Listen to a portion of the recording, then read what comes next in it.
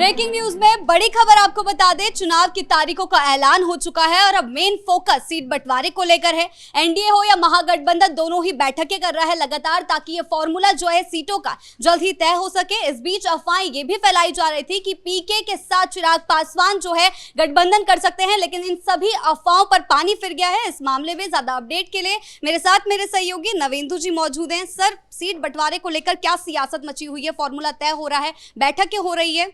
देखिए, सबसे बड़ी खबर अभी की यही है कि चिराग पासवान जो हैं वो बिल्कुल भी नाराज नहीं हैं। वो एनडीए गठबंधन के साथ इंटैक्ट हैं। पिछले कुछ घंटों से दिल्ली से लेकर पटना तक ऐसा माहौल बनाने की कोशिश की जा रही थी कि चिराग पासवान एनडीए से नाराज हैं, पीएम मोदी और नीतीश कुमार से नाराज हैं और वो अलग हो सकते हैं एनडीए से।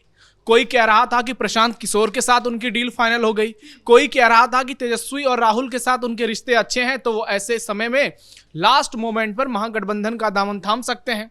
तो ख्याली पुलाव बहुत सारे लोग पका रहे थे और कई सारे सियासी सो कॉल्ड एक्सपर्ट्स इस बात पर हवा दे रहे थे, लेकिन तमाम बातें झूठी साबित हुई।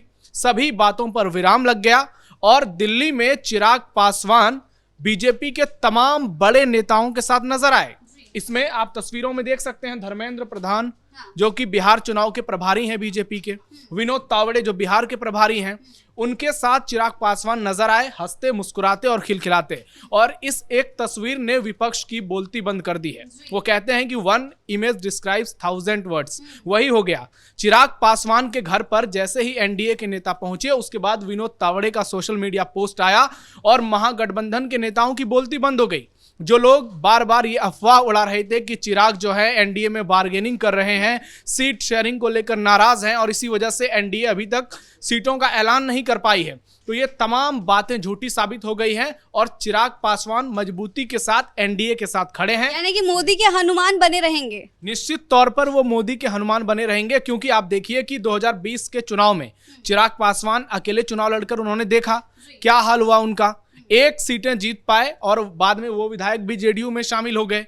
तो चिराग पासवान को भी पता है कि एनडीए के साथ जाने में उनका फायदा है या फिर महागठबंधन के साथ जाने में, क्योंकि बिहार में इस वक्त एनडीए की लहर नजर आ रही है। हर सर्वे में एनडीए सरकार फिर से बनती हुई दिख रही है। पीएम मोदी का मजबूत चेहरा है, नीतीश कुमार का नेतृत्व है और दूसरी ओर राहुल गांधी जो कि भागे हुए हैं भारत से, कोलंबिया में छुट्टियां मना रहे हैं। और तेजस्वी यादव कहां हैं किसी को कुछ मालूम नहीं, कभी कभी प्रकट होते हैं किसी सोशल मीडिया पर वीडियो डालते हुए।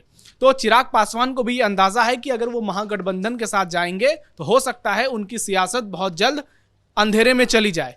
इसलिए उन्होंने एनडीए के साथ रहने का फैसला किया है और पीएम मोदी का हनुमान वो शुरू से अपने आप को बताते आए हैं और केंद्रीय मंत्रिमंडल में पीएम मोदी के अहम सहयोगी हैं। खाद्य प्रसंस्करण की जिम्मेदारी उन्हें दी गई है और अक्सर वो नरेंद्र मोदी के साथ नजर भी आते हैं। अभी हाल ही में पीएम मोदी के साथ कार्यक्रम में वो शिरकत उन्होंने किया था। और अब चिराग पासवान ने तय कर लिया है कि उनको कहीं नहीं जाना है, इधर उधर नहीं जाना है। और ऐसा शायद ही उन्होंने पहले भी सोचा होगा, क्योंकि चुनाव के समय ये प्रेशर पॉलिटिक्स का खेल तो चलता ही रहता है। जीतन राम मांझी भी 20 सीटों की डिमांड कर रहे थे, चिराग पासवान भी 40 सीटों की डिमांड कर रहे थे। तो अब इन अफवाहों पर विराम लग गया और एनडीए में सीट शेयरिंग का भी फाइनल फॉर्मूला आ गया है। क्या गणित तय हो रही है सीट शेयरिंग को लेकर एनडीए में? जो सबसे लेटेस्ट खबर आई है उसके मुताबिक 205 सीटों पर बीजेपी और जेडीयू चुनाव लड़ेगी। 204 से 205 सीटें हो सकती है। लगभग बराबर सीटों पर दोनों पार्टियां चुनाव लड़ेंगी और चिराग पासवान 24 से 26 सीटों पर मान गए हैं। यानी कम से कम उन्हें 24 सीटें दी जाएंगी और ज्यादा से ज्यादा 26 सीटें दी जाएंगी। ये जो माहौल बनाने की कोशिश की जा रही थी कि चिराग को 40 सीटें मिलेंगी, या जो विपक्षी नेता बार बार अफवाह उड़ा रहे थे कि चिराग नाराज हो जाएंगे, वो सारी बातें गलत हो गई। जीतन राम मांझी को 7 सीटें दी जाएंगी और उपेंद्र कुशवाहा के खाते में 6 सीटें दी जाएगी। जब एनडीए के तमाम बड़े नेताओं की बैठक चल रही थी तो कहा जा रहा है कि चिराग पासवान ने ज्यादा सीटों की डिमांड की, लेकिन इस बार एनडीए ने तय किया है कि सीटों का बंटवारा ऐसा किया जाएगा कि गठबंधन में जितनी भी पार्टियां हैं उनको विनिंग सीट दी जाएगी। जो पार्टियां जहां मजबूत है वहां पर उनको लड़ाया जाएगा। ताकि ऐसा ना हो कि किसी सीट से अगर बीजेपी की लड़ने की इच्छा हो और वो सीट जेडीयू के खाते में चली गई तो कुछ लोग नाराज होकर दूसरे गठबंधन को वोट कर दें। तो इस बार एनडीए की जो रणनीति है, अमित शाह जो लगातार हर बूथ तक पहुंचने की बात कर रहे हैं, गठबंधन में सब कुछ ठीक करने की बात कर रहे हैं, उसी को लेकर बीजेपी और एनडीए की तैयारी है। चिराग पासवान को आश्वासन दिया गया है कि आपको वो तमाम सीटें दी जाएंगी जहां पर आपकी जीत की संभावना सबसे ज्यादा होगी। जीतन राम मांझी को वो तमाम सीटें दी जाएंगी जहां पर उनके जीतने की संभावना ज्यादा होगी। और उपेंद्र कुशवाहा एकमात्र ऐसे नेता हैं जिन्होंने बगावती तेवर अभी नहीं दिखाए थे अभी तक, और अब भी वो शांत ही नजर आ रहे हैं। और हाल के दिनों में पवन सिंह से उनकी मुलाकातें बहुत कुछ कहती है।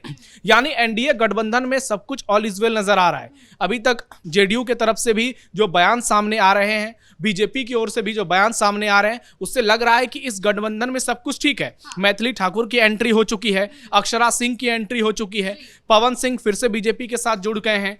ऐसे में आप देखिए कि ग्राउंड पर जो माहौल नजर आ रहा है, जो सर्वेस लगातार कह रहे हैं, उससे तो यही लग रहा है कि एनडीए में सब ठीक है। लेकिन दूसरी ओर महागठबंधन की स्थिति देखिए। सवाल यही है, एनडीए भी मजबूती से सामने आ रहा है, जनता के सामने दिखाई दे रहा है, लेकिन महागठबंधन में अभी भी खींचतानी चल रही है। मुकेश सहनी डिप्टी सीएम पद पर बार बार अब तो वो सीधे खुले मन से कह चुके हैं कि मैं ही डिप्टी सीएम बनूंगा। अच्छा, मुकेश सहनी जो मांग कर रहे हैं, अगर आप उसको महागठबंधन के हिसाब से देखें तो वो गलत नहीं है। अगर राहुल गांधी ये मांग कर सकते हैं कि राजेश राम को डिप्टी सीएम बनाना चाहिए, कांग्रेस के कार्यकर्ता ये बात कह सकते हैं, तो मुकेश सहनी क्यों नहीं कह सकते? वो तो बिहार में रहते हैं, बिहार की बात करते हैं, बिहार के लोगों को लेकर मांग करते हैं, आरक्षण की मांग कर रहे हैं। तो यदि राहुल गांधी की पार्टी 70 सीटों पर लड़ती है और सिर्फ 19 पर जीतती है, तो मुकेश सहनी 60 सीटों का अगर वो डिमांड कर रहे हैं तो उतना भी कुछ बड़ा गुनाह तो वो नहीं कर रहे हैं। लेकिन कांग्रेस जो है वो बिहार में, उसको लग रहा है कि तेजस्वी के बाद, मतलब आरजेडी के बाद, कांग्रेस का जनाधार इतना ज्यादा है कि कांग्रेस को ज्यादा से ज्यादा सीटें मिली। मुकेश सहनी भी उसी रास्ते पर चल पड़े और अब स्थिति ऐसी है कि आपस में सिर्फ पिटोवल का दौर जारी है। अभी तक कोई फॉर्मूला तय नहीं आया है। कभी मुकेश सहनी 60 सीटों की डिमांड करते हैं, कभी 50 की करते हैं, और उन्होंने खुलकर कह दिया है कि चुनाव जीतने के बाद डिप्टी सीएम वही बनेंगे। सीएम पर अभी कोई फैसला नहीं हुआ है, लेकिन मुकेश सहनी को डिप्टी सीएम बनना है। हो सकता है वो चुनाव जीतने के बाद एनडीए में शामिल हो जाएं। तो मुकेश सहनी का कोई भरोसा नहीं है, क्योंकि उनका चुनावी इतिहास अगर देखा जाए तो वो पलटी मारते रहे हर चुनाव में, और इसी वजह से उनके 3 विधायक भी उनको छोड़कर भागे थे पिछली बार। तो मुकेश सहनी का गेम जो है वो फिट होता हुआ नजर नहीं आ रहा है। दूसरी ओर राहुल गांधी लापता हैं। बिहार में वोट चोरी का मुद्दा लेकर आए थे, खूब ढोल पीटा, उनके सारे गुब्बारे फूट गए। ग्राउंड पे वोट चोरी का कोई मुद्दा नहीं है। और अब तो डेट अनाउंस भी हो गया है, 10 अक्टूबर से नॉमिनेशन शुरू हो जाएगा, और इससे पहले बीजेपी और एनडीए की लिस्ट जो है वो पहली लिस्ट आ जाएगी। महागठबंधन को अब ये देखना तय करना होगा क्या नॉमिनेशन की डेट शुरू हो जाएगी, तब तक वो डिस्कशन ही करते रह जाएंगे। क्योंकि खबर तो यही आई थी कि 7-8 तारीख को महागठबंधन अपना पहला लिस्ट जारी करेगा, लेकिन अभी तक ऐसा कुछ फॉर्मूला निकलकर सामने नहीं आ रहा है। लगातार बैठकों का दौर बिहार में चल रहा है, राहुल गांधी गायब नजर आ रहे हैं। ऐसे में अब देखना यह होगा कि महागठबंधन में क्या एनडीए की तरह सभी नेताओं को मना लिया जाता है, क्योंकि वहां एक पेंच और फंस रहा है। वो है कि सीपीआई की जो एमएल और सीपीआई-एम और सीपीआई, ये लेफ्ट की तीनों पार्टियां जो है, कांग्रेस चाह रही है कि इनको 30 से कम सीटों पर समेट दिया जाए, जबकि अगर उनके स्ट्राइक रेट को देखा जाए तो कांग्रेस से 2 गुना है बिहार में। और लेफ्ट की 3 पार्टियां हैं। दीपांकर भट्टाचार्य बार बार इस बात को कह रहे हैं कि हमारा स्ट्राइक रेट बहुत बेहतर है, इसलिए हमें ज़्यादा सीटें मिलनी चाहिए। ऐसे में महागठबंधन में नेताओं की ख्वाहिश बहुत ज़्यादा है, 243 सीटों पर ही चुनाव होना है, और आरजेडी के समर्थक बार बार कह रहे हैं कि इस बार हमें कांग्रेस और दूसरी पार्टियों पर भरोसा नहीं करना चाहिए, क्योंकि अगर हम ज़्यादा सीटें इन्हें देते हैं तो ये पिछली बार की तरह चुनाव हारेंगे। फिर आरजेडी 10-15 सीट से सरकार बनाने से रह गई थी। तो पूरा फोकस है लालू परिवार का भी कि आरजेडी के कोटे में उन तमाम सीटों को डाला जाए जो कि विनिंग सीट साबित हो। अब देखना यही होगा क्या ये लोग ऐसा कर पाएंगे।